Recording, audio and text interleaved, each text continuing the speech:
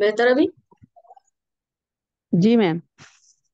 या मेरे को सेटिंग चेक करो। चलिए, बिस्मिल्लाहिर्रहमानिर्रहीम। आज हम लोग देखने लगे हैं रिसर्च एप्टीट्यूड में पीओक्यूज। अभी उसके कई टॉपिक्स बच रहे हैं, ऐसा नहीं है कि वो यूनिट कंप्लीट हुआ है। अभी हमें थ्योरी पे काम करना ही है, लेकिन वो करते रहेंगे। आज सैटरडे है, कई टॉपिक्स देख चुके हैं हम लोग ऑलरेडी। तो जरा पीवाईक्यूज चेक करते हैं, फिर आगे देखेंगे टॉपिक्स। सो क्वेश्चन नंबर 1, जिन लोगों को ज्वाइन करना हो कर लेंगे। अब शुरू करते हैं। पहला क्वेश्चन है, match the following. List one में टाइप ऑफ रिसर्च है ये सारे, और ये उसके नेचर है, मतलब उसके क्या काम करता है वो। पहला है analytical research, deductive research, incremental research and then descriptive. मैं आप लोगों को टाइम दे रही हूँ 30 सेकंड, आप लोग पहले आंसर कीजिए, फिर मैं बताऊंगी। या आप यहाँ से देखना शुरू कीजिए। इम्प्रूवमेंट ऑफ समथिंग, किसी चीज में बेहतरी लाने के लिए आप क्या करते हैं। दूसरा, एक्सप्लेन व्हाट अकर्ड और अकरिंग, क्या हुआ या हो रहा है। इट बिगिंस विद हाइपोथेसिस, से कौन सा शुरू होता है, इसमें सिर्फ आप कॉज और इफेक्ट को एनालाइज करके उनका ताल्लुक बस बता देते हैं। आप लोग आंसर कीजिए।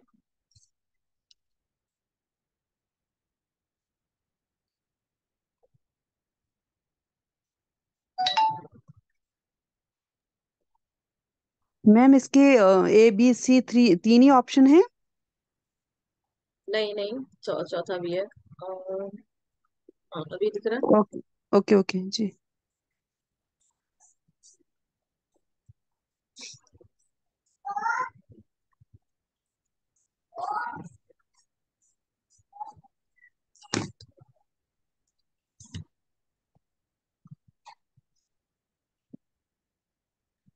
पहला जवाब जो आपके जिसमें ज्यादा अंडरस्टैंडिंग है पहले वो देख लीजिए। ओके, क्या जवाब आया, let me check. B and Shazia ने कहा है ए। अच्छा शाजिया, पहले आपसे जवाब पूछूंगी ए क्यों, फिर मैं फैजान से पूछूंगी। मुझे लगता है फैजान ने ठीक दिया है। ये कैसे होता है आपको, अभी जरूरी तो नहीं है। आपको ए क्यों लग रहा है?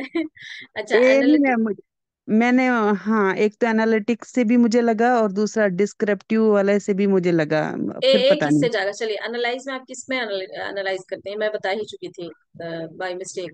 जिसमें बस आप रिलेशनशिप को एक्सप्लेन कर देते हैं एनालाइज करके। नहीं, सॉरी, मिस्टेक मिस्टेक है।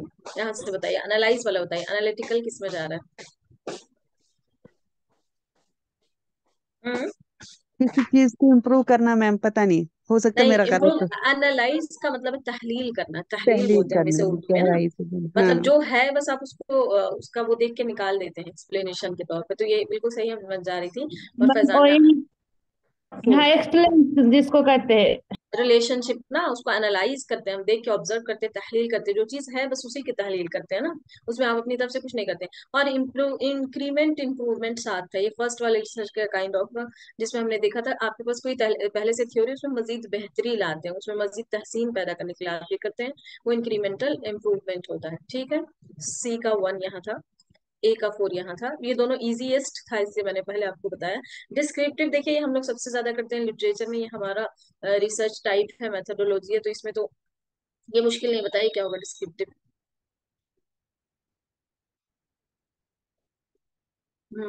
व्हाट अकर्ड और अकरिंग, क्या हो रहा है, हुआ या हो रहा है। एंड डिडक्टिव में आप हाइपोथेसिस से शुरू करते हैं। पहले आप हाइपोथेसिस बनाते हैं और उसके बाद इट बिगिंस विद हाइपोथेसिस। समझ आया? बी का 3 एंड डी का 2, सो हमारा आंसर है बी। एनालिटिक में आप कॉज और इफेक्ट का रिलेशनशिप एक्सप्लेन करते हैं, वो रिलेशनशिप है उसके दरमियान में, आप उसको एक्सप्लेन करते हैं एनालाइज करके, यानी तहलील करके। डिडक्टिव को आप शुरू करते हैं हाइपोथेसिस से। इंक्रीमेंटल में आप किसी चीज की बेहतरी करते हैं, यानी कोई थ्योरी आपके पास है, आप उसको बेहतर करते हैं। और उसके बाद डिस्क्रिप्टिव में आप एक्सप्लेन करते हैं। डिस्क्रिप्टिव और एक्सप्लेन तो सिंपल सा है, जो हम लोग के उसमें आता ही है ऑलवेज। क्लियर हुआ? Yes ma'am. Yes ma'am. I mean B and D, B answer, I knew B and D, very good. बस दो पता था तो आप उससे ट्रेस कर लेंगे, एक दो से भी अगर वो मैच नहीं हो रहा है ऑप्शन में तो आप जवाब दे सकते हैं। ठीक है, सॉल्यूशन लिया था लेकिन आप लोग समझ गए तो छोड़ दीजिए, उसकी तरफ टाइम नहीं दूंगी मैं। अब आप आते हैं नेक्स्ट पर।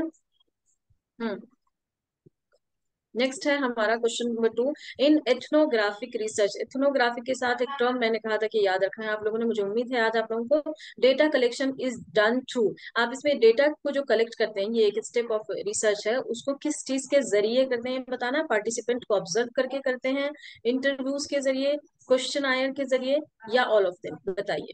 पार्टिसिपेंट ऑब्जर्वेशन याद है आपको, मैंने इस टर्म को एक्सप्लेन किया था, ये सवाल में कहीं कहीं दे रहे हैं बार बार स्टेटमेंट्स में। इंटरव्यू आपको पता है, आप सामने बैठ के पूछते हैं, सवालात करते हैं, फेस टू फेस इसका जवाब होता है, और ऑनलाइन भी अब होने लगा है। क्वेश्चन आयर में आप एक क्वेश्चन पेपर तैयार करते हैं, रिसर्च क्वेश्चन पेपर, उसको क्वेश्चन पेपर नहीं बोलते, उसको क्वेश्चन आयर बोलते हैं। और उसके में आपके सवालात होते हैं, वो आप भेज देते हैं, या हार्ड कॉपी पहले दिया जाता था, अब तो ऑनलाइन का जमाना है, तो आप डिस्ट्रीब्यूट करते हैं, जाते थे क्लासेस में, बल्कि हम लोग भी जब पढ़ रहे थे तो क्लासेस में रिसर्चर्स आते थे और वो देते थे, 10 मिनट वेट करते थे कि आप फिल करके दे दीजिए प्लीज। तो वो क्वेश्चन आयर होता है, उसमें उनके वही सवालात होते हैं जो आपको उसमें टिक करके, टिक का ऑप्शन होता है, आपको टिक करके दे देना पड़ता था, ठीक है। और या चौथा ऑप्शन है यहाँ पे ऑल ऑफ देम, चारों। पार्टिसिपेंट ऑब्जर्वेशन मैंने आपको बताया था कि जो रिसर्चर होता है वो खुद फील्ड में उतरता है, और जो लोग कर रहे होते हैं, यानी जो लोगों की लाइफ है उनकी तरह वो नॉर्मल लाइफ जीता है, उनके साथ उसी तरह का बिहेव करके उनके साथ वैसे ही टाइम स्पेंड करता है, और फिर वो पार्टिसिपेंट ऑब्जर्वेशन ये टर्म यूज होता है, और वो साथ में ऑब्जर्व करके डेटा भी जमा कर रहा होता है। तो एथनोग्राफिक पहले तो बताएंगे, इसके साथ जो मेन टर्म कनेक्टेड है वो क्या है, फिर मुझे बताएंगे आंसर क्या है आप लोग। रिटर्न में आया किसी का जवाब? ए है आंसर फैजान का, ठीक है, मजीद गौर करने की जरूरत है। मुझे पहला जवाब दीजिए, एथनोग्राफिक किसको किस टर्म से कनेक्ट किया था मैंने बोला था वो टर्म याद मैम रखना है आपको। इक्वालिटी। कल्चर, कल्चर, इथनोग्राफिक में आप कल्चर को कल्चर, स्टडी करते यस। हैं, याद रखिए, इसको कभी नहीं भूलना आप लोगों ने। आंसर आया होगा शायद आप में से किसी का, ऑब्जर्वेशन कल्चर के साथ याद रखिए, इथनोग्राफिक में सब कल्चरल स्टडीज होती है, लैंग्वेज कैसी है, कपड़े कैसे पहनते लोग, रहते कैसे, इसको कल्चरल स्टडीज होते हैं। इसमें हम इसमें सब होता है, पार्टिसिपेंट ऑब्जर्वेशन इसकी खासियत है, इंटरव्यू के जरिए भी हम कलेक्ट करते हैं, ये जरिए से भी कर सकते हैं, ये जरिए से भी करते हैं। आपको समाज में कोई टॉपिक सर्च करना है समाजी, तो उसमें आप इंटरव्यू ले सकते हैं ना, लोगों से मिलकर बातचीत करेंगे, समाजी तो टॉपिक है, समाजी रिसर्च है, तो हम कर सकते हैं। क्वेश्चनायर भी आप देते हैं, और तो इसलिए ऑल ऑफ अबव होगा। समझ आया?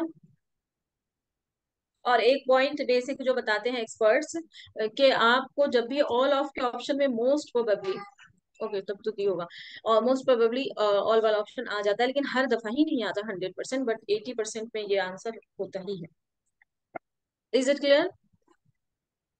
Yes ma'am. एथनोग्राफिक के साथ लफ्ज कल्चर को याद रखिए, एथनोग्राफिक और कल्चर एक ही चीज समझ लीजिए, कल्चरल स्टडीज को एथनोग्राफिक रिसर्च बोलते हैं। इसमें आप लोगों को पढ़ते हैं, उनका रहन सहन, उनका जीना, उनका तरीका, उनकी जबानें, उनका मजहब से रिलेटेड कोई इशू हो, उनके औरतों के उसूल और जवाबित जो मुख्तलिफ होते हैं, या फिर उनके यहाँ जो ऑब्सेशन है या सेपरेशन एक्सेट्रा, जो भी समाजी मसले हैं उनके स्टडीज जो करते हैं, उस रिसर्च को एथनोग्राफिक कहते हैं। तो एथनोग्राफिक के साथ आप टर्म कल्चर को याद रखिए, जब आप कल्चर की स्टडी करना चाहते हैं तो आप इन सब तरीकों से कर सकते हैं। अब आप ये समझेंगे तो आपको फिर ऑप्शन समझ आएगा कि आप कल्चर टर्म, इसमें भी सॉल्यूशन दिया था लेकिन जरूरत रही नहीं है। Quantitative research is also called, quantitative research क्या कहा जाता है, इसका दूसरा नाम आप क्या कह सकते हैं? क्या आप इसको एथनोग्राफिक रिसर्च अप्रोच कहेंगे, अनस्ट्रक्चर्ड कहेंगे, डिस्क्रिप्टिव कहेंगे, या स्ट्रक्चर्ड कहेंगे? इसमें से दो तो क्रॉस कर दीजिए, एथनोग्राफिक कल्चरल है इसको हटा दीजिए, और डिस्क्रिप्टिव वसफी है इसको हटा दीजिए। अब इसमें से बस आपको करना है, जवाब आया? Let me check. ये अभी का जवाब है इस वाले क्वेश्चन का।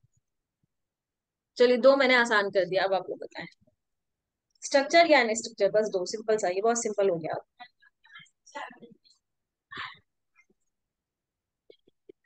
Structure ma'am. अच्छा, पता नहीं मैम, ये रिसर्च ऑल का राइट। टॉपिक बड़ा घुमाने वाला है, वैसे मुझे तो नहीं और पता। मैं शाजिया, मैंने बहुत क्रिस्प करके और बहुत मतलब मैम पता है आपको, हम्म। आपका मैंने ये दिन को रिवीजन के एक एक वर्ड के साथ ये कि अब मैम ने शाम को पीवाई के लेना, उसके बावजूद मेरी ये हालत है। मैं आपको बताऊं, कोई बात नहीं, कोई बात नहीं, थोड़ा कॉम्प्लेक्स है ना, हमारी जिंदगी से अब तक का जुड़ा हुआ नहीं मसला, आगे जुड़ेगा, तो इसलिए हमको मुश्किल होती है, एक दो बार देखना पड़ता है चीजों को। लेकिन मैं आपको बताऊं, इन सब टॉपिक्स जिसमें मैंने इतना कम वक्त दिया है, अगर आप यूट्यूब वालों को चेक करने चले जाए, मैं पहले करी थी, अब मैं उनको नहीं देखती हूँ, क्योंकि उनको व्यूज भी चाहिए, उनको खींचना भी होता है कोर्स भी, अगर 6 महीना, तो वो लोग एक एक मुख्तसर तरीन मौजूआत पर कम से कम तो 45 मिनट 60 मिनट लेते हैं, कम से कम, जिसको 10 मिनट में खत्म किया जा सकता है।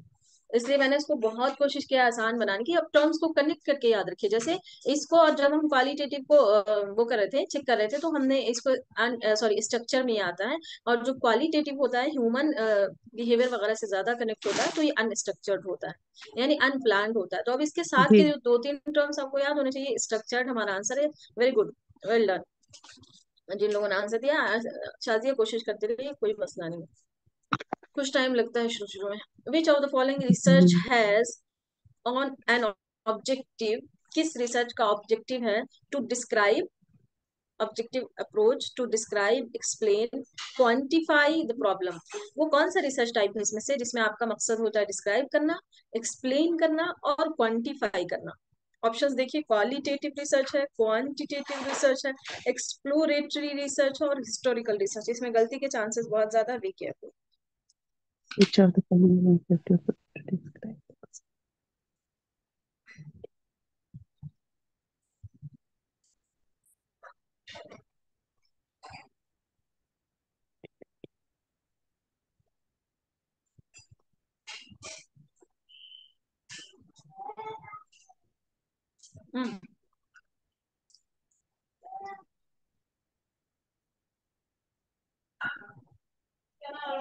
Time over.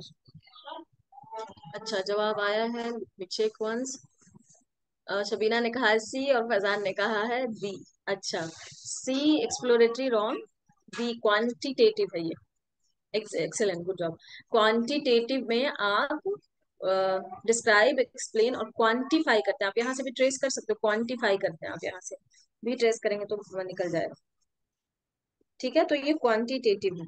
मैम थोड़ा सा अगर देख लेते क्वांटिटेटिव तो हो जाता। कोई बात नहीं है, यही यही तो सीखना है कि ये नहीं होना चाहिए। धीरे देखिए ना, धीरे ये होगा। अपने है ना, इसीलिए उसको ना देख लिया, बस दोनों देखना चाहिए था। मैम जिस टाइम चलिए, इंसान पढ़ता है या रिवीजन करता है बड़े इजी लगते हैं ये। Exactly exactly. लेकिन वो बार बार ना उसको करना पड़ेगा। इसका सॉल्यूशन मैं आप लोगों को दिखा देती हूँ। Quantitative research is undertaken to study a phenomena, वही एक सिनेरियो को that can be expressed in numbers. ये तो आपको पता है, क्वांटिटेटिव से नंबर कनेक्ट करने। It is similar to deductive, quantitative के साथ डिडक्टिव कनेक्ट होता है। Quantitative research is concern with collecting and converting data into numerical form, ये आपको उसकी खूबी पता है। वेरियस स्टैटिस्टिकल, ये हमने कल बताया था आपको कि एक्सपेरिमेंटल और स्टैटिकल में से ज्यादातर statical econometric methods such as correlation, regression, time series analysis etc can be adopted in this research। ये सब इसके साथ है। तो आपने इतने एक्सप्लेनेशन में जुमले पैराग्राफ नहीं देखना, उसके साथ टर्म्स को कनेक्ट कर लीजिए। जैसे कि क्वांटिटेटिव के साथ आपके पास डी होना चाहिए, यानी डिडक्टिव। इसी तरह स्टैटिस्टिकल, जो हमने कल भी देखा, स्टैटिस्टिकल दूसरा टर्म होना चाहिए। उसके बाद आप ये मिसालें अगर लेना चाहते हैं तो कर लीजिए। कलेक्टिंग न्यूमेरिकल, ये न्यूमेरिकल में जाएगा।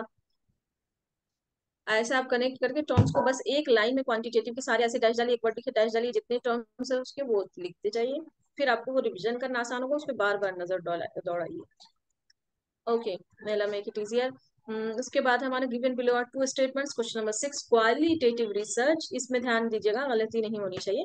इज एन अम्ब्रेला टर्म, एक बहुत वसी इस्तेलाह है, to refer to various research strategies, यानी इसके अंदर बहुत से रिसर्च स्ट्रेटजीज आ जाते हैं। दैट शेयर सर्टेन कैरेक्टरिस्टिक, जिसमें एक तरह की खूबियां होती हैं, मतलब एक खास खूबी उसमें होती है। The data collected have been termed, इसमें जो डेटा आप कलेक्ट करते हैं, जो जमा करते हैं डेटा अपना वो फाइंडिंग देने के लिए, उसको सफ्ट के नाम से हम जानते हैं, और इसका मतलब होता है रिच इन डिस्क्रिप्शन। ये नहीं मालूमात है जो आपको मुश्किल है कि किसी किताब और उसमें मिल पाए, तो याद रखिएगा कि ये क्वालिटेटिव से है। सफ्ट उस टर्म को बोलते हैं कलेक्टेड डेटा के लिए, और उसका मतलब होता है रिच इन डिस्क्रिप्शन। ठीक है। और इसका दूसरा है क्वांटिटेटिव रिसर्च इज मेनली, वो क्वालिटेटिव था, मेनली हाइपोथेटिको डिडक्टिव, मतलब आप इसमें हाइपोथेसिस बनाते हैं फिर डिडक्ट करते हैं। एंड एम्प्लॉयज मोस्टली स्टैटिस्टिकल, इसमें भी ज्यादातर स्टैटिस्टिकल टेक्निक होता है फॉर डेटा एनालाइज के लिए। स्टैटिकल टेक्निक हमने ये बात कल की थी इसके मौजू पर। तो in the light of above statement आपको सेलेक्ट करना है। इसका आंसर आ गया का, बहुत फास्ट चल रहे हैं आप लोग। Both are right Shamina. Okay, all right all right, let's see. बताइए, क्वालिटेटिव एक अम्ब्रेला टर्म है, उसके अंडर में बहुत से रिसर्चेज आते हैं, ये मैं आपको बता देती हूँ। जैसे कि केस स्टडी, जैसे कि केस लिखा मैंने, बस स्टडी लिखा, बहुत सारे रिसर्चेज आते हैं और मैंने भी आपको बताया था इसमें से कुछ। जैसे कि नरेटिव, जैसे कि एथनोग्राफी, जैसे कि ये सब इसके अंदर ही आता है, क्वालिटेटिव के अंदर आ जाता है। तो इसके अंदर में बहुत से टर्म्स आते हैं। बिल्कुल जुमला सही हुआ, फैजान ने भी कहा ए। ये तो पहला पॉइंट है, यहाँ तक सही हुआ, जिसमें खास खूबियां होती है, यहाँ तक सही हो गया। द डेटा कलेक्शन है, ये एक नई मालूमात थी, आपको बताया, आपने ओके कर दिया, सही है ये। जो क्वालिटेटिव में आप डेटा कलेक्ट करते हैं उसके लिए एक टर्म यूज होता है सब्ट, और उसका मतलब होता है rich in description. You have to remember this fact. Okay, पहला करेक्ट है। क्वांटिटेटिव रिसर्च एक हाइपोथेटिको डिडक्टिव होता है, यानी आप इसमें पहले हाइपोथेसिस बनाते हैं फिर उसको डिडक्ट करते हैं, और ये ज्यादातर स्टैटिस्टिकल टेक्निक के जरिए इसके डेटा को एनालाइज किया जाता है। ये भी सही है, you are right, both are correct. किसी को समझ नहीं आया तो बताइए प्लीज। हम्म, नहीं समझ आया? आ गया मैम। मैं अगर रिसर्च पेपर अगर ना अरबिक में हो जाते ना तो ये एक भी क्वेश्चन नहीं छोड़ पाते। सही बोल रहे, इंग्लिश में क्योंकि क्या लग रहा है। शबीना, मुझे लगा कि आप वहां पढ़ रही हैं रिसर्च मास्टर्स में। जी जी जी जी। अच्छा, माशाल्लाह, अच्छी बात है। लेकिन ये आप कह रही हैं, अगर आपके यहाँ आपके डिपार्टमेंट में बहुत उम्दा तरीके से मुझे लग रहा है रिसर्च को पढ़ाया जा रहा है, बड़ी ही अच्छी बात है। जनरली डिपार्टमेंट्स में इसको नहीं मास्टर्स में कवर करवाया जाता, मोस्ट ऑफ द डिपार्टमेंट, तकरीबन अक्सर में। मुझे बड़ी खुशी है आपके डिपार्टमेंट, मैंने फील किया तभी आपको इतनी डेप्थ थी इसमें, वरना असल में ना पीएचडी जब का। यूनिवर्सिटी में पढ़ी थी ना तो वहाँ पे एक मिराज अहमद नदवी है। और तो उन्होंने हम लोग को पढ़ाया था, ठीक है। और थोड़ा बहुत तो मैंने भी जब मदरसे में फरागत हुई कोशिश थी की। ना। जी जी। 15 साल में थी ना तभी हम लोगों ने एक मकाला लेते थे ना। तभी तो मुझे थोड़ा बहुत था, और अभी जब पढ़े थे सर लोगों के पास तो हो ही गया था अल्हम्दुलिल्लाह अच्छे से। Very good, that's good. चलिए, माशाल्लाह। हम्म। लेकिन ये ख्वाहिश आपकी ऐसी जिसके कम पूरे होने के चांसेस कम है, यानी तमन्नी कह लीजिए उसके अकॉर्डिंग, बलागा के अकॉर्डिंग, तो इसके साथ मत जाइए। खास तौर से नेट के लिए, वो पीएचडी में आएगा। Identify the qualitative research characteristics from the following. I qualitative है, यहाँ पे याद रखिएगा, ये आपका फोकस्ड पॉइंट है। Exploring a problem and developing a detailed understanding of a central phenomena. क्या ये सही है आपको? यानी आप एक प्रॉब्लम को एक्सप्लोर कर रहे हैं, ठीक है, और उसके लिए डिटेल्ड डेवलप कर रहे हैं। डिटेल मतलब तफसील से आप उसको समझना चाह रहे हैं, बारीकी से बिल्कुल समझना चाह रहे हैं। एक सेंट्रल फेनोमेना है, कोई एक सिचुएशन है, उसको आप बहुत अच्छी तरह से उम्दगी से समझना चाहते हैं। क्या ये उसका पॉइंट है? यानी having the literature review play a major role, इसमें लिटरेचर रिव्यू का बहुत इंपॉर्टेंट रोल होता है। क्या ये सही है? Just roll but justify the problem, बस यहाँ तक कर लीजिए, रोल तक। ये मैंने शायद टाइपिंग मिस्टेक की है। Describing research problem through a description of trends, description के जो तरीके हैं, यानी बयान करने के, उन्हीं में से किसी तरीके के जरिए आप उसको डिस्क्राइब करते हैं। क्या ये क्वालिटेटिव की खूबी हो सकती है? और अगला है collecting numeric data from, numeric data आप जमा करते हैं from large number of people using instrument with present questions. आप क्वेश्चन के जरिए न्यूमेरिक डेटा कलेक्ट करते हैं। Collecting data based on words, words वाले डेटा जमा करते हैं from all small number of individual, हर लोगों से, ठीक है। Choose the correct answer from the options given below. A है 1 2 3, क्या आपका 1 2 3 सही है? 4 गलत जा रहा है, 4 और 5। ये आपके ऑप्शन है, मैं इसको जरा छोटा करके आपको एक साथ शो करती हूँ। चलिए, अब आप लोग बताइए आंसर इसका पहले। someone has answered, चेक करने के लिए। शाजिया ने बोला है कि ए होगा इसका जवाब, यानी शाजिया ने कहा है इसका जवाब ए होगा, यानी कि 1 2 और 3। मजीद सोचिए जरा, और गौर कीजिए। आप 5 को क्यों अलग करे हो? शाजिया बताइए, 5 को क्यों अलग करेंगे? फाइव को मैं इसलिए कर रही हूँ क्योंकि वहां पे कलेक्ट हो रहा है ना डाटा, मैंने कहा ये कहीं उसमें तो नहीं आएगा नहीं नहीं, क्वालिटेटिव। डेटा कलेक्ट तो हर रिसर्च में आप करेंगे। यहाँ देखिए, ओके। न्यूमेरिक की वजह से ये कट गया था, न्यूमेरिक की वजह से कट, जी। नंबर फॉर्म में क्वांटिटेटिव में करते हैं और वर्ड फॉर्म में क्वालिटेटिव में, तो ये तो सही जाना चाहिए ना।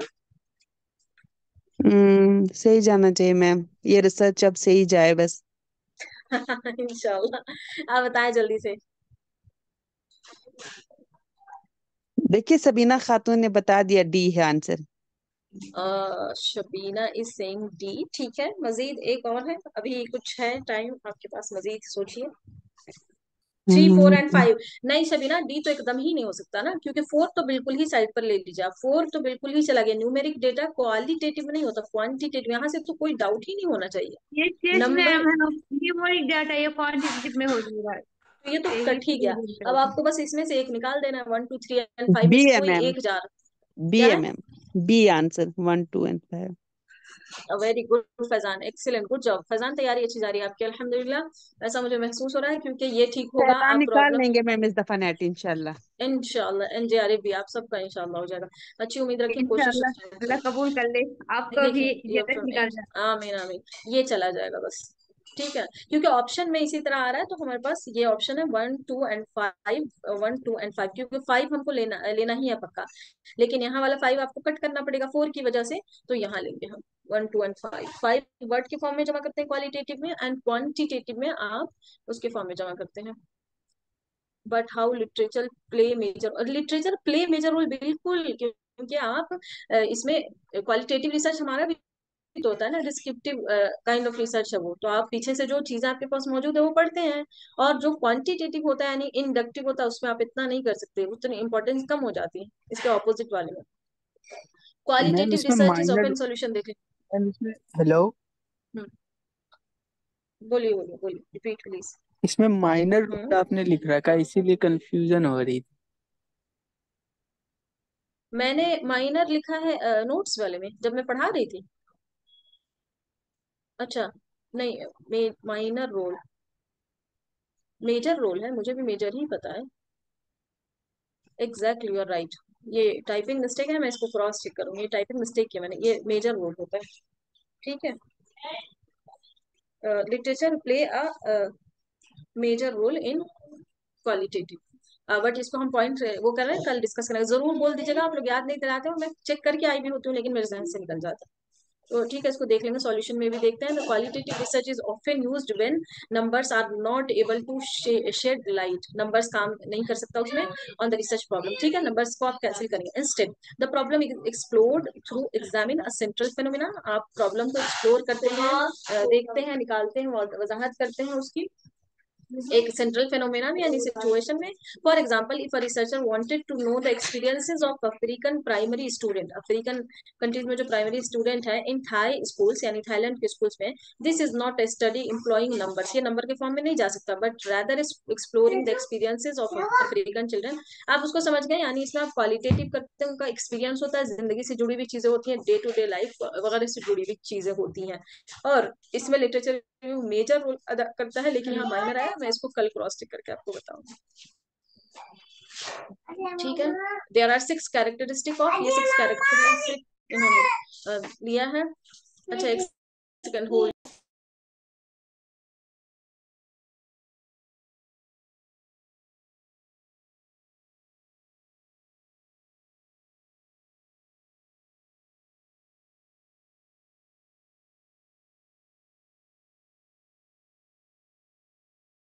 Okay sorry.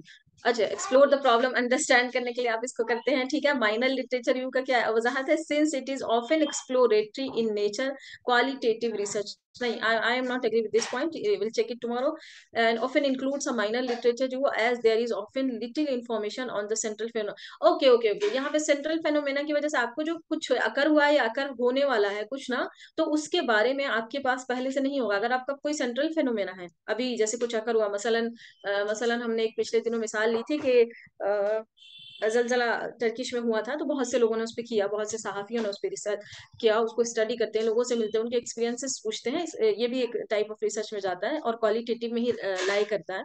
तो वो एक सेंट्रल फिनोमेना आपके पास, जब एक खास सिचुएशन है जो अभी अकर हुई है, मतलब कुछ दिनों में, पिछले हालिया दिनों में, तो आप उसके लिए लिटरेचर में आपको कुछ खास नहीं मिलेगा। आप वहां पे फॉर एग्जाम्पल अगर आप जलजला की स्टडी करें, तो जलजले से रिलेटेड कुछ हादसा पुराने और जलजला की खासियतें तो कर लेंगे, लेकिन उस स्पेसिफिक फेनोमेना में आपको नहीं मिलेगा ज्यादा कुछ भी।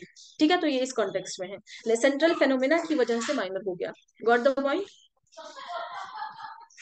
Yes ma'am. हाँ, और अगर आपका वो जनरलाइज की जगह तो फिर उसका इम्पोर्टेंट है, उसमें होता है, जाहिर सी बात है, फिर literature review is important. Okay, which among the following not related to qualitative, not related to, ये देखिए नॉट का ख्याल रखना है, thematic analysis, case study, discourse analysis, survey method, बताइए कौन सा क्वालिटेटिव से रिलेटेड नहीं है।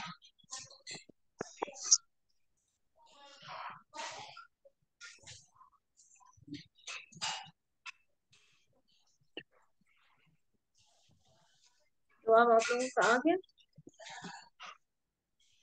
डी, शाजिया डी, आप लोगों ने वो देख लिया है, मेरा आंसर देख लिया है। नहीं, मैं देखा नहीं था, बल्कि सर्वे में ही लगा कि वहां पे कौन सी वो देखेंगे क्वांटिटी। चलिए अच्छी बात है, केस स्टडी इसमें नहीं आता है।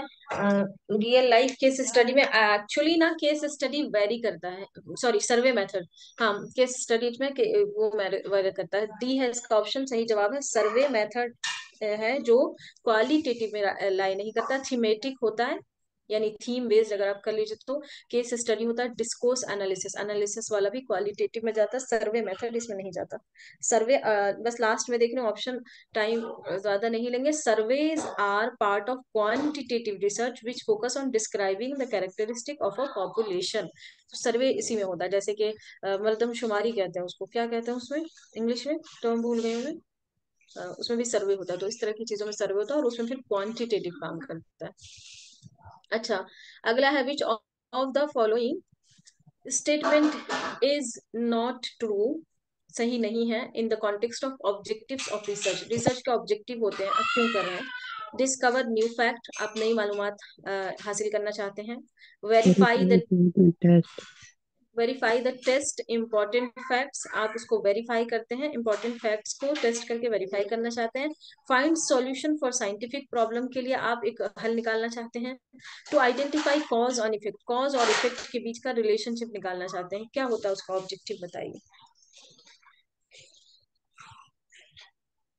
मैम कोई एक ही ऑप्शन आंसर होगा इसमें से? हाँ एक ही होगा, वो रिसर्च की डेफिनेशन बेस्ड जा रहा है, इस वजह से एक ही होगा।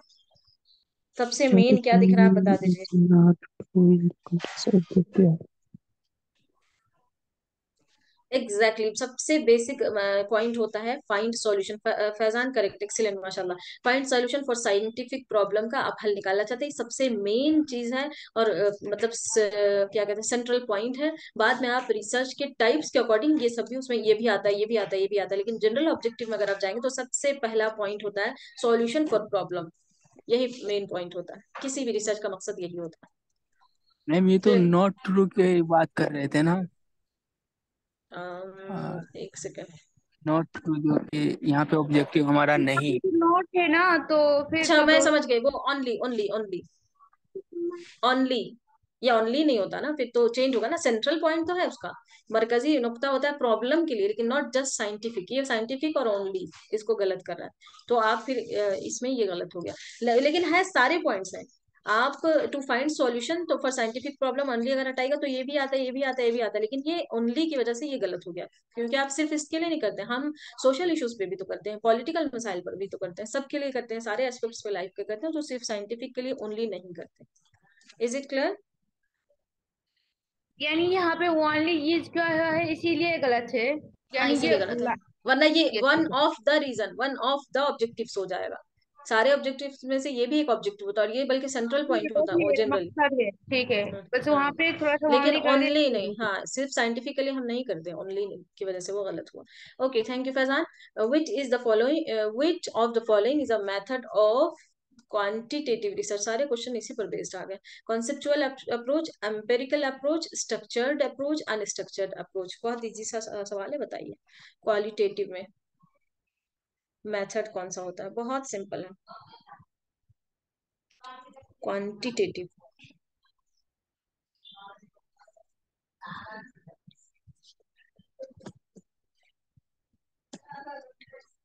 फैजान इज सेइंग सी, ठीक है।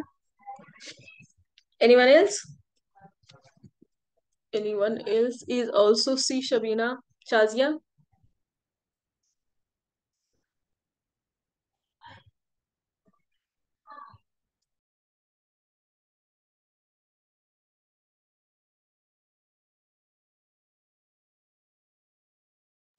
अच्छा, परफेक्ट स्ट्रक्चर्ड है ये, excellent. Quantitative is structured and qualitative unstructured and planned. The research stream of immediate application. Immediate application is called as conceptual research, action research, fundamental research, empirical research. बताइए answer please. The answer is from Faizan B. Action Okay, research, action में। excellent. Immediate लफ्ज आपको पता होना चाहिए, आपको फौरी solution चाहिए किसी मसले का, तो यही होता है। पता नहीं कौन सा नोटिफिकेशन पहला आ गया। क्वेश्चन है जो इजी सा लगा ma'am.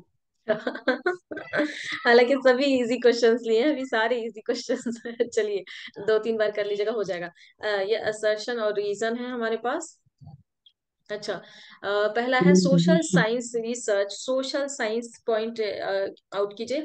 Has become popular to understand the how is and why is of human behaviour. कैसा है और क्यों है human behaviour. Social studies research बहुत पॉपुलर हो गया है समझने के लिए कि इंसानी जो सुलूक है या कैसा है, रवैया है, वो कैसा और क्यों है। इसका रीजन है human behaviour can be study. पढ़ा जा सकता है ह्यूमन बिहेवियर को, स्टडी किया जा सकता है इन साइंटिफिक वे, साइंसी तरीके से, लाइक द फिजिकल वर्ल्ड, जैसे कि फिजिकल वर्ल्ड को किया जाता है। अब बताइए आपको क्या सही लग रहा है इसमें, समझ लग रहा आया है है? कि लग रहा है कि दोनों सही हैं। ठीक है, और कनेक्शन भी सही है दोनों के बीच का। जी। ठीक है, शाजिया का आंसर मिल गया मुझे। और ए एक्सीलेंट, जबरदस्त जबरदस्त, एग्जैक्टली। यस मैम, दोनों करेक्ट होगा। दोनों सही है और ये रीजन भी सही है। आप इसको क्यों के लगा कर देखिएगा तो सोशल साइंस रिसर्च बहुत मशहूर हो गया है उस जानने के लिए कि लोगों का रवैया इंसानों का क्यों है और कैसा है। ठीक है, कैसा है और क्यों है, वो बदलता है, खराब होता है, अच्छा होता है, क्यों होता है, ये भी हम स्टडी कर सकते हैं। उसको हम साइंटिफिक वे पे साइंसी तरीके से पढ़ सकते हैं, जैसे कि हम फिजिकल वर्ल्ड को पढ़ते हैं, इसीलिए ये ऐसा है। तो आप अगर यहाँ पे बिकॉज लगाएंगे तो सही होगा। असर्शन रीजन दोनों सही है और उसका करेक्ट एक्सप्लेनेशन भी सही है। तो so answer is a. Okay, next question number 13. The combining of qualitative method, qualitative को क्वांटिटेटिव के साथ जब आप मिक्स कर देते हैं तो आप उसको कहते हैं मिसकैलेनी, कलेक्शन, कंपाइलेशन, ट्राइंगुलेशन। जल्दी से बताइए, थोड़ा सा नया कॉन्सेप्ट लगेगा। कॉम्प्लिकेशन हो सकता है या कॉम्प्लिएशन, कॉम्प्लिएशन, कलेक्शन। मैम सी होगा कॉम्प्लिकेशन। ये तो मिक्स अगर कर दिया जाए तो ये दूसरा फिर टॉपिक हो जाएगा, तो मैं इसमें रिसर्च में तो नहीं होगा फिर। देखिए, जब आप क्वालिटेटिव मेथड और क्वांटिटेटिव मेथड को मिक्स करके एक रिसर्च करते हैं तो एक नया टर्म उसके लिए इस्तेमाल होता है। वो टर्म क्या है? फैक्ट बेस्ड है ये, असल में आपको मैंने नहीं बताया ना, ये मेरे उसमें आया था। तो ये ट्राइंगुलेशन, ट्रायंगुलेशन इसका जवाब होता है। और हमने इस तरह देखा था, जब आप इंडक्टिव और डिडक्टिव को मिलाते हैं तो क्या होता है, बताइए जरा उसका वो जवाब। जब आप इंडक्टिव और डिडक्टिव को मिक्स करते हैं तो एक नया टर्म बनता है, उसको आप बोलते हैं मिक्स रिसर्च। वो सिंपल सा है। और जब क्वालिटेटिव और क्वांटिटेटिव को मिलाते हैं तो वो बनता है triangulation. Is it clear? Yes ma'am, अल्हम्दुलिल्लाह। अल्हम्दुलिल्लाह। ठीक है, मैम इजी है लेकिन ये ट्रायंगुलेशन का मतलब क्या होता है ये? ट्री से बन गया ट्रायंग, मतलब उसके तीन एस्पेक्ट्स है ठीक है, ट्रायंग का। तो यहाँ मुझे पे जो दो हो गया ना, एक दो है क्वालिटेटिव और लेकिन, हाँ, क्वांटिटेटिव, तो लेकिन एक, मतलब लेकिन ये इसके लिए यही टर्म यूज करते हैं, ट्रायंगुलेशन ही यूज करते हैं जिसका तीन वो हो। फिर आप उसको डिस्क्राइब या न्यूमेरिकली उसमें कोई एक पॉइंट ऐड करेंगे। क्यों कहा जाता है ये मुझे नहीं पता, लेकिन कहा यही जाता है। ठीक है, ओके। आप उसको मजीद डिटेल स्टडी करेंगे तो आपको समझ आएगा कि क्यों कहा जाता है। ओके, नेक्स्ट है हमारा question number 14। The critical differences between experimental and ex post facto. Experimental एक रिसर्च का मेथड था, हम पढ़ चुके हैं। एक्सपोस्ट फैक्टो था एक। दोनों के बीच में जो बारीक सा एक फर्क है, वो क्या है? ठीक है, research line in term of, वो उसको क्या कहते हैं आप? सिलेक्शन ऑफ सैंपल की वजह से वो डिफरेंट हो जाता है। Causal connection between two variable की वजह से वो मुख्तलिफ हुआ। यूज ऑफ रिसर्च टूल की वजह से वो मुख्तलिफ हुआ। Control and manipulation of independent variable की वजह से वो डिफरेंट हो जाता है। एक ही बारीक सी वजह से वो दोनों मुख्तलिफ होते हैं, और वो रीजन क्या है ये बताना है चारों में से। बी शाजिया ने कहा है, ए फैजान ने कहा है। दोबारा देखिए, मैम गौर गलत कीजिएगा। हो गया, नहीं मेरा लगता है सही है। इस टाइम मैंने दिन को ये वाला कुछ बड़ा अच्छे से देखा था। दोबारा सोचिए। और ये जब मैं पढ़ा रही थी मैंने तभी बहुत अच्छे से एक्सप्लेन किया था। मैम दोबारा आप, गलत है ये भी। हाँ अभी तो गलत है, लेकिन आप मेरा ख्याल है कैच कर सकते हैं। शाजिया जल्दी से बताइए आपका वो शबीना, आप क्या समझ रहे हो?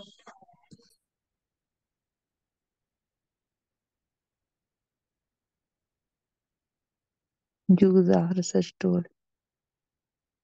ना, सिलेक्शन ऑफ मुझे हंसी सैंपल। आ रही है, आप तीनों का आंसर गलत है और जो बच गया वो सही है। जब मैं नहीं, पढ़ा रही थी ठीक हो जाता है, ठीक हो जाता मैम। जब मैं आपको पढ़ा रही थी तो मैंने आपको बताया था कि इसमें होता है ये कि अभी कुछ हुआ है, आप इसमें वो बनाते हैं, इसमें आप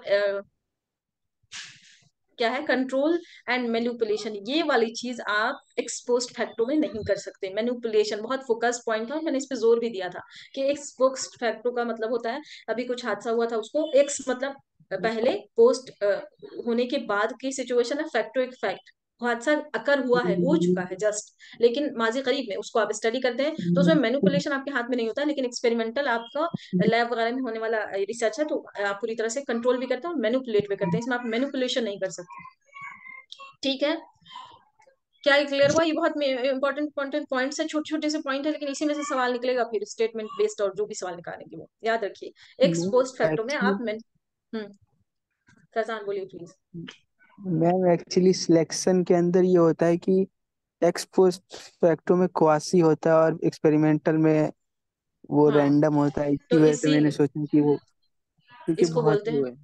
कुआसी पे हमने बहस भी की थी, जिसका जवाब मैंने अगले दिन दिया, नीम तजर्बाती। कुआसी एक्सपेरिमेंटल मतलब आधा एक्सपेरिमेंटल। आधा एक्सपेरिमेंटल का मतलब होता है कि एक्सपेरिमेंटल की कुछ खूबियां इधर मिल जाएंगी आपको, लेकिन पूरी तरह से नहीं होता। कुछ खूबियों का मतलब देखिए किस तरह डिफरेंट होगा, इसके लिए आप लैब वगैरह में जाते हैं, एक आर्टिफिशियल दुनिया बनाते हैं, वहां पे फिर आपके आपके कंट्रोल में सब कुछ होता है। यहाँ पे ये ऐसा नहीं हो सकता, ये पूरी तरह कंट्रोल नहीं होता। जिस तरह ये नीम तजर्बाती है उसी तरह ये नीम कंट्रोल भी हो, यानी आप इसको किसी हद तक कंट्रोल सिचुएशन बना सकते हैं, लेकिन 100% कंट्रोल सिचुएशन नहीं बनेगी। लेकिन ये जो लैब वाला एक्सपेरिमेंट होता है ना, पूरा साइंटिफिकली, प्योरली साइंटिफिकली, वो 100% अंडर कंट्रोल किया जा सकता है और कर लिया जाता है। जैसे कि आपको कोई पौधे को हवा नहीं लगानी, तो आप उसको ले जाके एक शीशे के उसमें बॉक्स में बंद कर देते हैं, आपने कंट्रोल कर लिया। धूप से बचाना है तो आप कहीं ले जाएंगे, लेकिन इसमें ये सिचुएशन नहीं होती। कुछ अकर हुआ है, उसको आपने स्टडी करना होता है, तो आप उसको पूरी तरह से 100% अंडर कंट्रोल नहीं ला सकते, यही फर्क होता है। अब जब अंडर कंट्रोल भी नहीं ले सकते तो फिर मैनिपुलेट तो सवाल ही नहीं होता।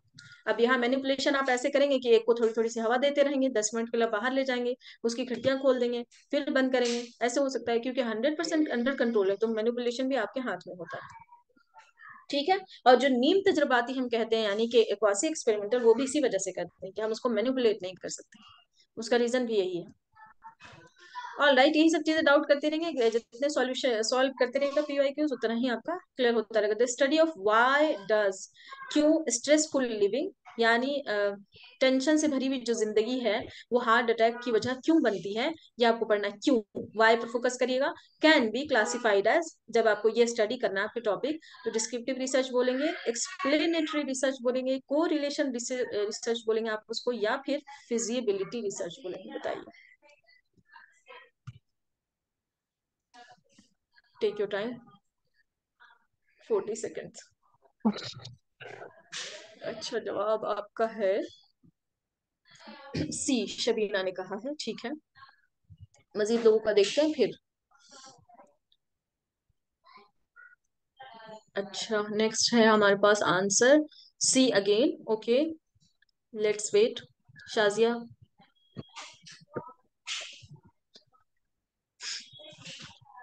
दोबारा सोचिए, फैजान और शबीना। इसका मतलब एस सी गलत है। 100% गलत है, क्योंकि हमने अपने को इसमें देखा था। अच्छा, एक और जवाब देख लेते हैं पहले, देन बी। ओके, शिफ्ट होते रहिए आप।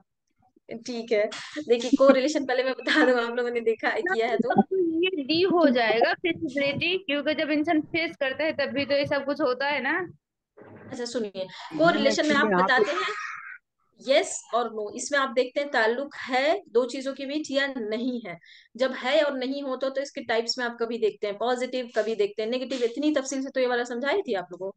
पहले तो आप यस और नो बस देखते हैं, सिंपल कोरिलेशन रिसर्च में बस हाँ है या नहीं है, कोई ताल्लुक। कभी आप कहते हैं नहीं है, कोई है, तो एक तो ये होता है। दूसरा होता है है तो नेगेटिव, एक ऊपर जा रही चीज तो दूसरी नीचे आ रही है, दूसरा पॉजिटिव होता है, दोनों चीज ऊपर की तरफ जा रही है, इतने वजाहत से मैंने एक्सप्लेन किया था। तो वाई का तो जवाब हमने ढूंढा ही नहीं, क्यों है ये हमको बताना है। हमने देखा हार्ट अटैक क्यों है, और ये होता है, you are right Faizan, explanatory, आप एक्सप्लेन करते हैं कि क्यों है, बस इतने ही पे आपने रुकना होता है, एक्सप्लेन वाले में।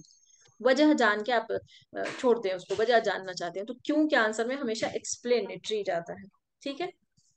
ओके। हाँ शबीना आप बोलिए, आप कुछ कह रही थी, मैं आपको पॉइंट नहीं कैच कर पाई, प्लीज रिपीट करें। डी नंबर जो है ना, ये इसी को बोल रहे थे, फ्लेक्सिबिलिटी। तो इंसान जब उसको फेस करता है ना, तो तभी तो कुछ होता है ना, कि हाँ वो क्यों फेस कर रहा है, या कुछ भी, मतलब मान लीजिए सही है, हम्म। मतलब मेरे ध्यान में जो आया है इसीलिए आया बोल रही हूँ। पॉइंट, ठीक है ठीक है। All right, which kind of study will be the most appropriate to learn which disease affect girls health from age 10 to 15, 10 से 15 साल की लड़कियों को कौन सी बीमारी ज्यादा मुतासिर करती है। अगर आपको ये स्टडी करना है तो आपके लिए कौन सा मेथड बेहतरीन होगा, 10 से 15 साल की लड़कियों को कौन सी बीमारी ज्यादा मुतासिर करती है नेगेटिवली। शाजिया का जवाब है ए, तो आप cross sectional, time series, longitudinal और लैटिट्यूडनल। सोचिए, बहुत आसान सा जवाब, इसमें गलती की गुंजाइश नहीं होनी चाहिए, नहीं है, बहुत आसान है। इसको हमने तफसील से बात की थी, मैंने आपको एक मिसाल दी थी, एक एजुकेशनिस्ट ने अपने बच्चों पर स्टडी की थी, याद होना चाहिए आप लोगों को। मोहम्मद फजान अगेन ए। देखिए इसमें आप लोग उलझ रहे हो, इसमें और इसकी हमने डिटेल से बात की थी, वो जो एजुकेशनिस्ट थे उन्होंने ये वाला तरीका अपनाया था, ये बेस्ट होता है, क्योंकि इसमें आप क्रॉस नहीं कर रहे हो। इसमें आप क्या करते हो कि आप ये लोगे एक 10 साल की लड़की, इसमें एक लोगे आप 12 साल की लड़की, एक लेंगे आप 14 साल की, एक 15 साल की, और एक 14-15 की। इतनी सारी आप लड़कियों को लेंगे, उनको स्टडी करेंगे और आप क्रॉस कर देंगे लिमिट्स को, इनके बीच के फेजेस को नहीं कर पाएंगे, वो कोई एक ही फेज में है बच्चा, तो ये आप मिस करेंगे, तो ये किसी भी सूरत अप्रोप्रिएट नहीं हो सकता। आप लॉजिक भी लगाएं तो आप यही समझेंगे कि आप जिन बच्चों को ले रहे हैं ना, उनका आप पूरा एक एक फेज नहीं देख पाएंगे, और उनकी एक एक तब्दीली बारीक से बारीक नहीं देख पाएंगे। 10 साल वाली एक अलग तरह से रिएक्ट करेगी, थोड़ी सी मुतासिर होगी, नहीं होगी। 12 साल वाली का थोड़ा सा अलग चेंज हो जाएगा बिहेवियर, और बहुत सी चीजें उसके सारे एस्पेक्ट से अगर आप स्टडी करें। इसी तरह 13 साल वाले, और जब आप एक 13 से लेकर एक ही बच्चे को, वो 15 साल तक बढ़ रही है वो 10 साल 1 दिन की हुई, 2 दिन की हुई, आप उसको हर दिन स्टडी कर रहे हैं बिल्कुल डिटेल में, तो जाहिर सी बात है आप लॉजिक लगाइए, ज्यादा अप्रोप्रिएट है। तो हमारा आंसर होता है लॉन्गिट्यूडनल। ठीक है, क्योंकि आप उसके हर एस्पेक्ट को एकदम 100% स्टडी करते हैं, किसी पॉइंट को मिस करने का सवाल ही नहीं है, जिसमें आप यहाँ पे क्रॉस करते हैं चीजों को, इसीलिए इसको क्रॉस सेक्शनल बोलते हैं, आप सेक्शन को क्रॉस करके आगे बढ़ते हैं। क्या ये अभी क्लियर है आप लोगों को? मैम ये सी पार्ट है यस इसका मैम। Correct answer? हाँ सी है इसका, लॉन्गिट्यूडनल।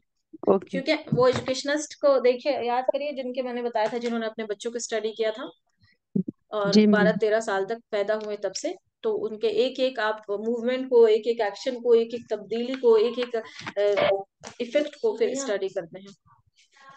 ठीक है, इसलिए लॉन्गिट्यूडनल बेस्ट होता है। किसी भी इसमें टाइम बेस्ड कोई स्टडी हो ना, उसमें लॉन्गिट्यूडनल बेस्ट होता है, तो आप उसके किसी एस्पेक्ट को नजरअंदाज ना कर दें। Arrange the following scale of measurement, एक सेकेंड दीजिएगा।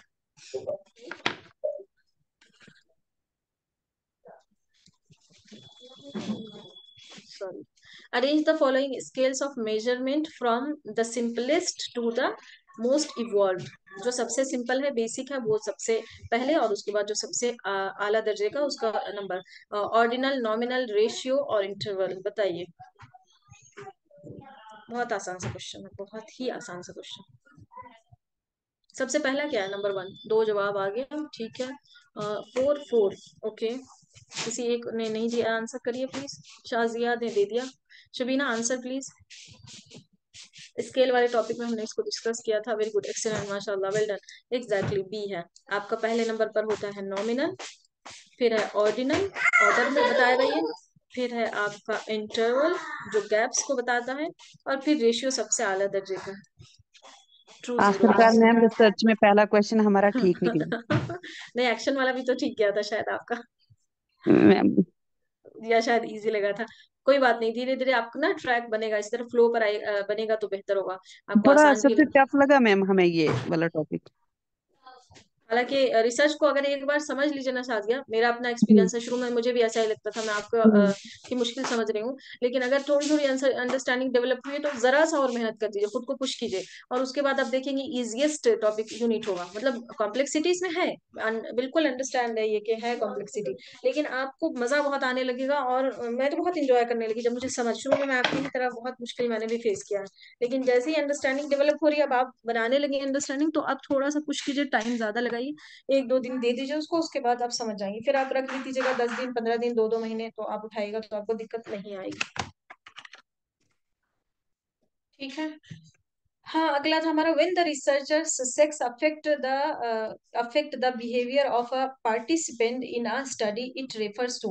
अगर जो रिसर्चर है उसका जो जेंडर है, मेल फीमेल जो भी है, उसका क्या वो इफेक्ट करता है पार्टिसिपेंट के बिहेवियर को। रिसर्चर का जो जेंडर है, मेल और फीमेल होना उसका, क्या वो पार्टिसिपेंट के बिहेवियर को स्टडी में मुतासिर करेगा, करता है, तो इसको आप क्या करेंगे, इसके लिए क्या टर्म इस्तेमाल करेंगे। जैसे कि मैं रिसर्चर हूँ, जैसे कि शाजिया रिसर्चर है और वो किसी जगह गई है स्टडी करने, तो उनके जो पार्टिसिपेंट हैं, सैंपल्स हैं, जैसे मैथ्स वाले प्रॉब्लम हम दोबारा लेते हैं, तो मैथ्स के स्टूडेंट्स की प्रॉब्लम को, तो वो शाजिया को देखकर उनका बिहेवियर थोड़ा सा मुख्तलिफ होगा, और उनकी जगह पे फिर फैजान ने सेम टॉपिक पर रिसर्च किया, तो उनका बिहेवियर चेंज हो सकता है। ऐसा यकीनन होगा क्योंकि शी इज अ फीमेल है, ही इज अ मेल। तो ये इस डिफरेंस के लिए, डिफरेंट बिहेवियर के लिए आप क्या टर्म लेंगे, साइकोलॉजिकल बोलेंगे आप इसको, या फिर आप इसको, सॉरी, हाँ साइकोलॉजिकल, साइकोलॉजिकल दोबारा रिपीट हो गया।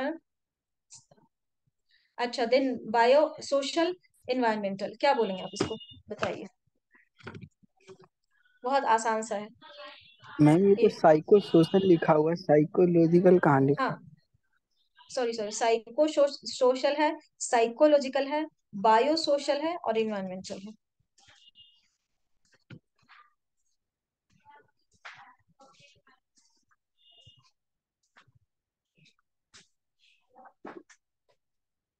हम्म, बताइए प्लीज।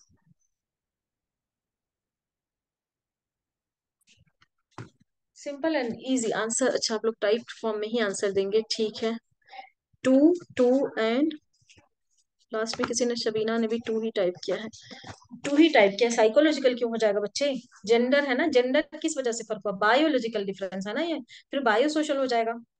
फर्क हम्म। कौन सा है, साइकोलॉजिकल तो जो दिमाग से जुड़ा हुआ हो बस, बायो मतलब कि आपकी फिजिक्स से जो जुड़ा हुआ, आपकी बायो सिस्टम से जुड़ा हुआ। जेंडर और से, ठीक है। अंडरस्टूड था ना ये तो, जो जिस में हमारी डिफरेंसेस है वो तो बायो की वजह से होता है, फिर वो समाज में आके सोशल बन गया, तो ये दोनों कनेक्ट हुए, बायो सोशल बन गया, इजी था ये।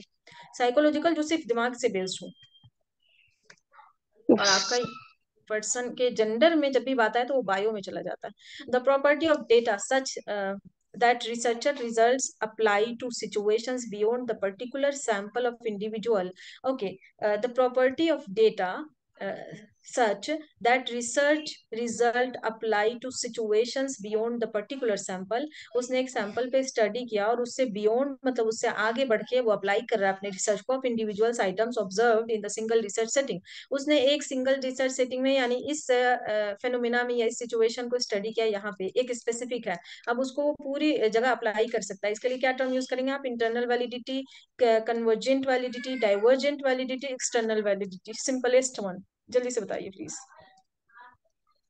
मैंने आपको समझा भी दिया। अच्छा, आंसर आ गया है, लेट मी चेक। पहला जवाब है 4। अच्छा, ये दिया है मुझे फैजान ने, और बाकी लोग, Shabina and Shazia. Next answer is again 4, Shazia, Shabina. 4 ही देंगे आप, क्योंकि 2 लोगों ने 4 दे दिया ना। चलिए ठीक है, ये एक्सटर्नल वैलिडिटी इसको बोलते हैं, ये समझने में आप फंसते हैं। मैं बताऊं आपको, थोड़ा सा ये लोग कॉम्प्लेक्स निकालते ही हैं क्वेश्चन, ताकि सामने वाले को, आपको एक बार में नहीं समझ आए। मोस्ट ऑफ द टाइम जैसा वो क्वेश्चन स्ट्रक्चर बना करते हैं, तो रिलैक्स रहिए, टेंशन नहीं लीजिए। मुश्किल है, the property of data that research results apply to situation, उसको 2-3 बार सुकून से पढ़ जाइए जब भी मुश्किल लगे। एक टर्म को पकड़ लीजिएगा तो गलती के इम्कानात कम हो जाएंगे, ठीक है। तो एग्जाम में भी ये सिचुएशन आती है, सुकून से पढ़िए, पैनिक नहीं कीजिए, आराम से कंट्रोल योरसेल्फ, 2-3 बार रीड आउट करिए सेम क्वेश्चन को, कोई मसला नहीं है। आपको 1 मिनट का टाइम एक क्वेश्चन को दिया गया है। और अगर आप आती हैं क्वेश्चन सॉल्व करने के तो जाहिर सी बात आपको चंद सेकंड लगते हैं बस इतने क्वेश्चंस को पढ़ने में। Arrange the following steps evolve in a research process in correct order. Research process में जो स्टेप्स हैं यानी स्टेप्स ऑफ रिसर्च है ये बस करना है। Collecting data, reviewing literature, reporting research outcomes, identify the research problem, analyse the interpreting the data. Analyse और इंटरप्रेट करना। सबसे पहला वाला निकाल लीजिए और सबसे आखिरी वाला निकाल लीजिए, मोस्ट प्रोबेबली आंसर निकाल लेंगे आपको। स्टेप्स ऑफ रिसर्च है ये। अच्छा जवाब है मेरे पास 4 दिया है फैजान ने। अच्छा ठीक है, बाकी लोगों का इंतजार कर रही हूँ।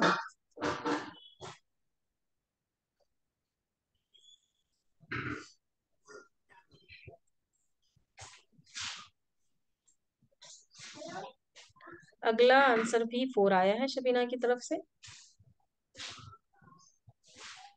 तीनों लोगों ने 4 दे दिया या मैं देखने में गलती कर रही हूँ? अच्छा ठीक है, परफेक्ट परफेक्ट, बिल्कुल सही है। आपने कैसे ट्रेस किया, आपने निकाल लिया सबसे ये आंसर 1। तो 1 आप देखेंगे ये 2 जगह पर है, आइडेंटिफाई यहाँ करके। और यहाँ। तो आपको बस यहाँ से निकाल लेना है, बी को निकाल लीजिए। ए और बी में से क्या जा रहा है, तो कलेक्टिंग द डेटा या रिव्यूइंग द लिटरेचर। ऑब्वियस है, पहले हम लिटरेचर रिव्यू करेंगे फिर ही कलेक्ट कर सकेंगे। तो मैम यहाँ से प्रोटोकॉल है ना वही है प्रॉब्लम से क्या क्या लेकर। क्या कह रहे हैं आप?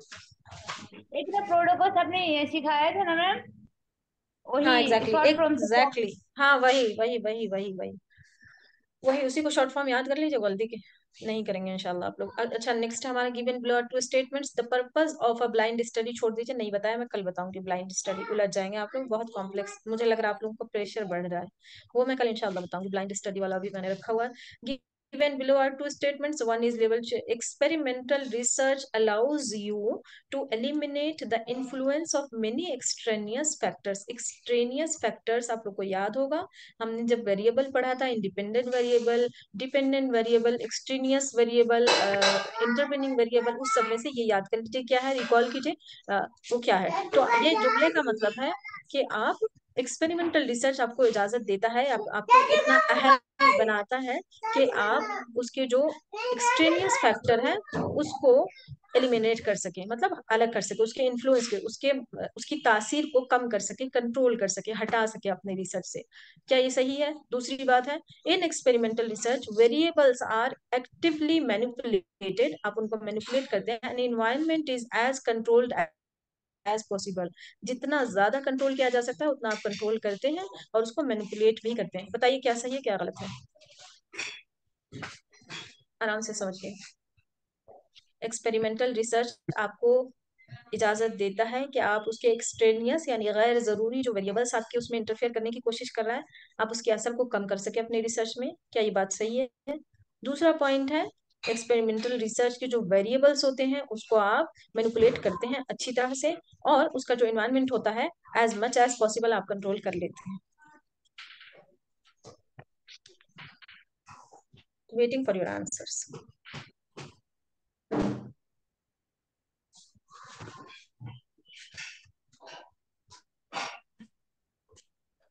मैम यहाँ पे जो है ना 4 नंबर होगा यहाँ पे, तो 14 हो गया है इसमें। ये आंसर होगा। हाँ वो 14 कुछ बाई मिस्टेक है एक। थैंक यू शबीना, मेरी नजर गई थी, वो गलत है। बताइए आप आंसर बताइए प्लीज। ठीक है, शुक्रिया, जज़ाकल्लाह खैर। 4 नंबर। आपके हिसाब से 4 नंबर हो रहा है? अच्छा शबीना ने कहा है 4, यस। और आंसर किसने दिया है देखूं मैं, शाजिया ने कहा है 4। ठीक है, बाकी take your time and think.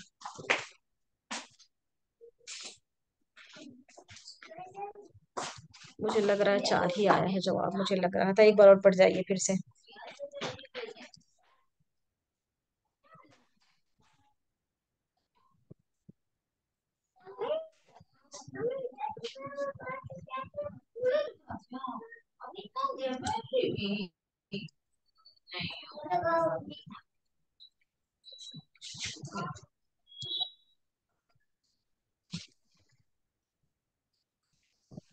Ma'am first Faizan first है 1 पे इसका चले आंसर। गए। अच्छा, नहीं इसका है आंसर फर्स्ट मैम, है। Both are. नहीं है, फर्स्ट भी नहीं है। पता नहीं, हम 4 पे ही टिके रहेंगे मैम। अच्छा, स्टेटमेंट 1 इज फॉल्स, आपको 1 फॉल्स क्यों लग रहा है? 2 के फॉल्स इसमें होने के थोड़े से चांसेस है इस जुमले की वजह से। ये 100% बोला एनवायर जा सकता था। मैम ये हाँ कंट्रोल्ड बोलिए तो बोलिए, होती क्यों है लग रहा ना? है? नहीं, अभी पहले हम पहले पे कर देते हैं। एक्सपेरिमेंटल रिसर्च आपको बोलता है, अलाउ करता है, जैसे हमने कॉफी और चाय की मिसाल देखी थी कि कॉफी और चाय हम्म। के कनेक्शन को आपने किया। ये आपके वेरिएबल्स हैं, ठीक है, एक डिपेंडेंट एक इंडिपेंडेंट। अब एक्सट्रेनियस आपका आ गया लाइट या नॉइज। आप ले लीजिए लाइट को, लाइट आपका एक एक्सट्रेनियस है, आपको इससे मतलब नहीं है। लेकिन इस वाले में सिनेरियो में आपके बस में है कि आप इसको कंट्रोल कर लें। अगर आपको पता चल जाता है कि लाइट मीनिंग को मुतासिर करने वाली एक चीज है, तो आप कंट्रोल करेंगे। आप अपने जो पार्टिसिपेंट है उसके रूम से लाइट खत्म कर देंगे या उनको अंधेरी वाली जगह पे ले जाएंगे। तो पॉसिबल तो है ना। इसी तरह नॉइज, आप नॉइज वाली जगह से शिफ्ट कर देंगे, कुछ सोल्यूशन निकालेंगे उसका। तो एक्सपेरिमेंटल में आप एक्सट्रेनियस को अगर ट्रेस कर लेते हैं, अगर आपको पता चल जाता है, तो उन फैक्टर्स को कंट्रोल किया जा सकता है। ये बिल्कुल सही है। उनकी जो तासीर है उसको, अक्सरियत को कंट्रोल किया जा सकता है, कुछ सिचुएशन में नहीं भी किया जा सकता। तो इन्हें influence of many extraneous factors बोला है। तो मेनी का मतलब अक्सर को आप कर ले जाएंगे। ये बात सही है। मुझे जो आंसर इसका मिला है, and I am now confuse, उसमें 3 मिला है, तो ये तो 100% सही है। 3 दिया है, A is true but R is false. How R is false, who can make me understand? Try करें। है हम्म। ये फॉल्स कैसे हो जाएगा? आर इज फॉल्स कैसे लग रहा है? यही मेरा सवाल भी है आप लोगों से। नहीं मैम, हमें नहीं लग रहा है फॉल्स। मैम आप कह रही हैं तो हो सकता है। इनफैक्ट, इन्वायरमेंट को नहीं कंट्रोल नहीं कर नहीं, सकते हैं क्या? इन्वायरमेंट इन द सेंस जो आप बनाते हैं इन्वायरमेंट को, आप वो इन्वायरमेंट नहीं ले सकते। आप कॉन्टेक्स्ट से टर्म को मतलब निकालते हैं ना। हमारा कॉन्टेक्स्ट है रिसर्च। रिसर्च का एक सिस्टम, एक सेटिंग बनाया है आपने रिसर्च के लिए, उसको इन्वायरमेंट यहाँ मुराद है। जनरल मैम इन्वायरमेंट यहाँ अगर पे आप तो मुराद इन्होंने लेंगे तो मैम यहाँ पे इन्होंने तो क्या? वेरिएबल्स का है, लेकिन इसके अंदर हम सिर्फ एक ही वेरिएबल को तो मैनिपुलेट करते हैं ना, इंडिपेंडेंट वेरिएबल अच्छा, को। की वजह से शायद गलत हो सकता in experimental variables are actively manipulated and environment is as controlled as possible। नहीं, आप एक ही थोड़ी ना, जरूरी थोड़ी ना एक ही को करें। वेरिएबल्स का मतलब ये दो मुराद है, ये भी तो नहीं पता चल रहा ना। तो कई और हो सकते हैं ना, कई बार वेरिएबल्स कई होते हैं, इंडिपेंडेंट कई हो जाते हैं। कल ही हमने पढ़ा, नहीं पिछले किसी दिन हमने पढ़ा है कि कभी कभी कॉम्प्लेक्स रिसर्च होता है तो उसमें कई वेरिएबल्स होते हैं, याद है आपको? तो उसमें कई वेरिएबल्स होते हैं, इंडिपेंडेंट कई होगा, मे बी इंडिपेंडेंट एक ही हो। तो ये तो दोनों ही सही जाएगा, क्योंकि एक्सपेरिमेंटल रिसर्च में वेरिएबल को आप मैनिपुलेट करते हैं एज मच एज, और कंट्रोल भी कर लेते हैं। And environment is as controlled as possible, बिल्कुल सही बात है। वो था करेक्ट, इसका होगा वो था करेक्ट। मिस्टेक। आपको डाउट फैजान, क्लियर हुआ आपका डाउट? है। Yes ma'am. किसी का कोई सवाल है? मैम यानी चले, ये इनमें नंबर करेक्ट हुआ है ना? क्या कह रही हैं आप, दोबारा बोलें प्लीज। बोले कि बोथ आर करेक्ट हो गया है फिर। हाँ, बोथ आर करेक्ट जी, बिल्कुल। एंड क्वेश्चन अगला है हमारा 23। टाइम क्या हो गया, 2 मिनट और है। In which of the following sampling method, sampling की तफसील हमने देखी थी, टाइप्स, और फिर उसके टाइप्स देखे थे। The sample is also known as accidental sample and a haphazard sample. ये दोनों सेम टर्म यूज हुआ एक ही के लिए। कौन सा है? पर्पजिव सैंपलिंग को बोलते हैं, क्वार्टर सैंपलिंग, स्ट्रेटिफाइड, या फिर कन्वीनियंस सैंपलिंग। जल्दी से बता दीजिए, 1 सेकंड का आंसर है ये असल में तो। एक्सीडेंटल, और उसके लिए दूसरा क्या बोलते हैं? मैं नाम बताई थी एक्चुअली पढ़ाते हुए, एग्जैक्टली सेम टर्म। ये बस टर्म आपके लिए नया है, याद रख लीजिएगा, इसको भी जोड़ लीजिए अपने नोट्स में।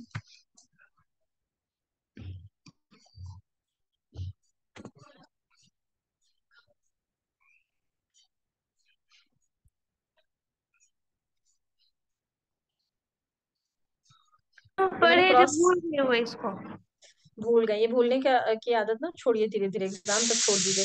ये परफेक्ट है, मैंने चेक क्रॉस चेक भी किया है, यही है इसका आंसर। ठीक है, किसी को कोई डाउट हो तो कर लीजिएगा। जब भी हम कोई टर्म पढ़ते हैं, फैजान आपका एक सवाल था, मैं उसको फिर से एक बार वजाहत कर दूं वरना आप उलझ जाएंगे। कि जब आप कोई टर्म देखते हैं ना इन्वायरमेंट, तो आप कॉन्टेक्स्ट देखते हैं। अब यहाँ पे इतनी हमारे कॉन्टेक्स्ट एक दायरा है, इस दायरे से हमें आगे नहीं जाना। इससे हमने समझा कि एक खास इन्वायरमेंट की बात हो रही है, यानी कि नॉर्मल इन्वायरमेंट की बात नहीं है। ये एक रिसर्च की जो सेटिंग होती है, जो सेटअप तैयार करते हैं, उस वो वाला इन्वायरमेंट मुराद है, तो उसको कंट्रोल किया जा सकता है। इस वजह से both are correct. I have cross check this question. अच्छा, इन फॉलोइंग सेंटर, अच्छा फैजान ने इसका आंसर दिया, मुझे पहले चेक करने दीजिए। उन्होंने बोला है 4, एग्जैक्टली। एक्सलेंट फैजान।